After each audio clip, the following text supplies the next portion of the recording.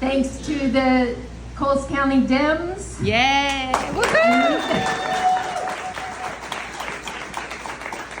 I moved out of town, so I can't be a Coles County Dem anymore, but will you let me all still come to the parties because yours are better. Yeah? We're all of them. So I was telling my friends Keith and Ellen out on the sidewalk there that I had a hard time with this speech. And I think sometimes they ask me to go last because I'm loud and I can be a barn burner. But this one was hard for me. And it took me a while to figure out that the reason it was hard for me is because of how fucking effective our political leaders are right now at making the rest of us feel ineffective. Yes! So what I want to talk about a little bit is how May Day, which everyone else has already been talking about, so I promise not to drag you through all of that again if I can keep from it, but how May Day is about, it's a representation of effective.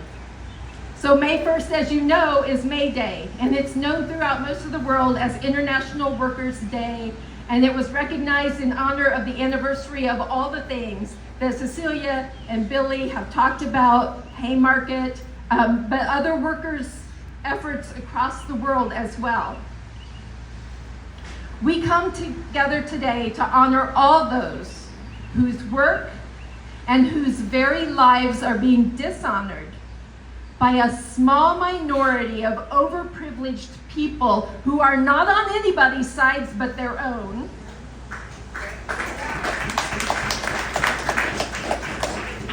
And by our neighbors and our family who have embraced their abuse of power. Right. We come together today to recognize that this is a crisis. To reclaim life, work, and that quality of diligence and justice that they call woke, and to reaffirm our commitment to keep coming together until they are silenced and our principles prevail. Yeah! Yeah. Mayday! Mayday! Mayday! Woo! When said like that, it means emergency. If a seagoing ship is in trouble, they either Morse code SOS, or because the letter S is really hard to say clearly on a radio, they radio the word Mayday.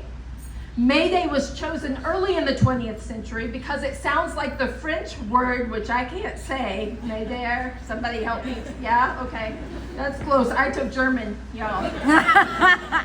We got consonants. But that French word means, come help me. Come help me.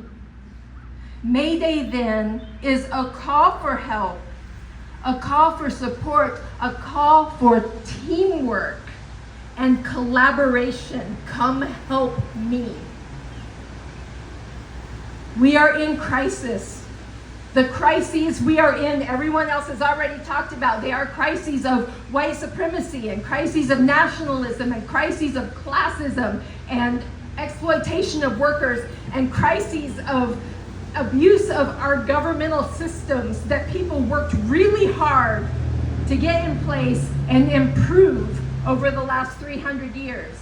They are crises of sexism and heterosexism and cisgenderism. They are crises of xenophobia. We are in crisis. We come together today to help one another and ourselves endure and persevere through this crisis. Today, May Day, is also May Day. Before it was an emergency symbol, May Day was also a workers' rights celebration. So they called it May Day for workers in the 1800s before it became May Day for ships in the 20th century. You know about the strike. The only thing I want to add to that is it was a general strike, which means that it was labor unions all over the country, and it was happening in every city. It was not just in Chicago, right? Right the day after May 3rd, which Billy talked about, when officers fired into the Haymarket Square rally in Milwaukee, Wisconsin, Wisconsin militia fired into a rally in Milwaukee and killed 7 people. So the crisis of violence that those May Day strikes inspired, and I want to be really clear that the strikers are not the violent ones. The people trying to put the strikes down are the violent ones. Yeah. That violence inspired an international alliance of left-wing political and workers' rights movements to designate May 1st, 1890 as the first International Workers' Day. We call it May Day. And May Day is still celebrated in most of the world. Yeah. Not here. Here we call it Labor Day. We do it in September to make real clear to everybody that we got nothing to do with any communist or socialist workers' movements anywhere else in the world. Yeah.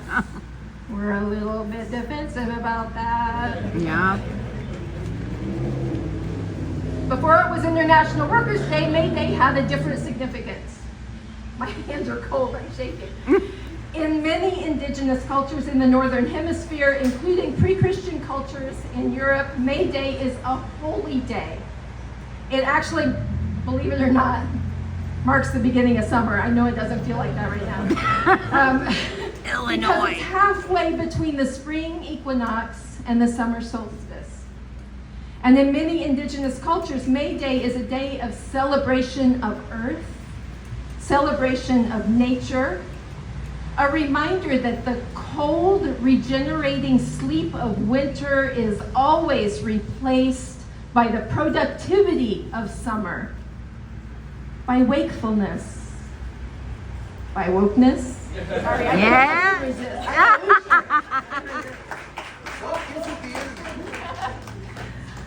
I see these 3 understandings of May Day as intertwined today, and we must not lose sight of any of them as we continue to resist and persist in this moment of crisis.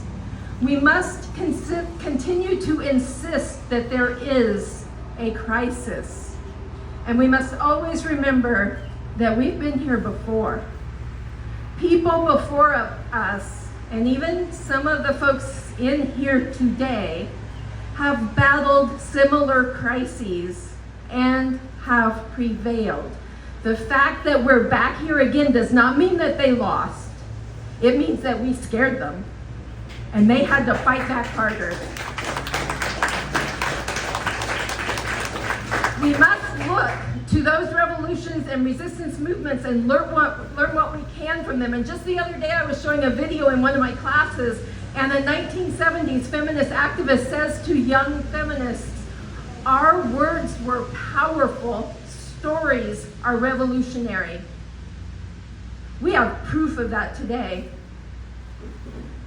If our words like diversity and justice, non-binary and undocumented, and genocide were not powerful, those overprivileged people wouldn't be working so hard to scrub them from our public Yeah!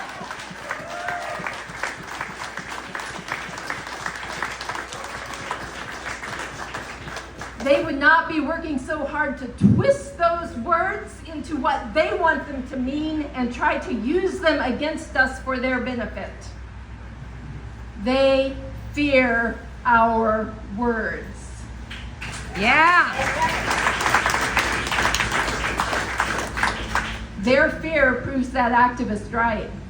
But please note that she did not say that words are enough.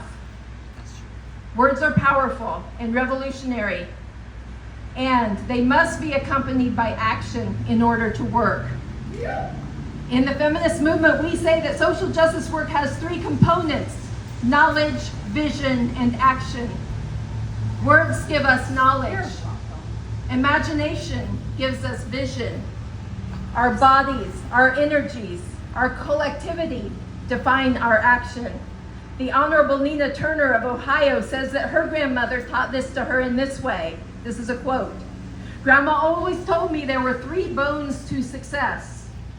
The wishbone, to keep hope alive. The jawbone, to speak truth to power.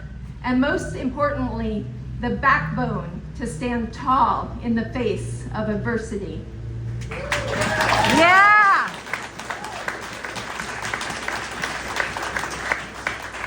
We come together today to share knowledge, create vision, and to join our energies in action. It is time for the sleep of winter to give rise to the wakefulness of summer. It is time for us to claim the power and the righteousness of being woke. For what does woke mean? It means we are paying close attention to all the ways justice is and is not present in our society today.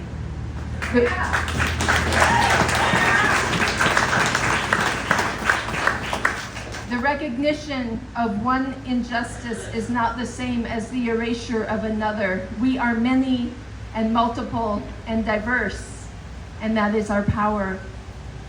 We come together today to recognize the crisis, to share knowledge, create vision, and join our energies in action in order to reclaim life, reclaim work, reclaim justice. And we persevere. We reaffirm our commitment to keep coming together until they are silenced and our principles prevail. Thank you. Very nice.